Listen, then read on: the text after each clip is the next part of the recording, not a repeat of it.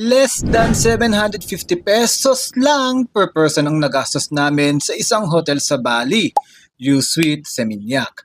Oo guys, less than 1,500 pesos lang kaming dalawa tapos ganito kalaki yung room.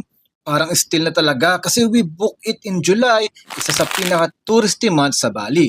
Balitaan nyo ako kapag ibang month kayo nag-book, baka mas mura pa.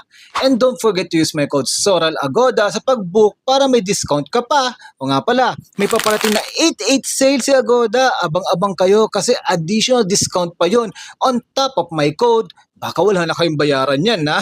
Anyway, now, the room itself, sobrang sulit. Malaki, may comfy bed, smart TV, in-room amenities, plus bottled water in social containers and organic toiletries. May pool din sa labas at may restaurant sa hotel.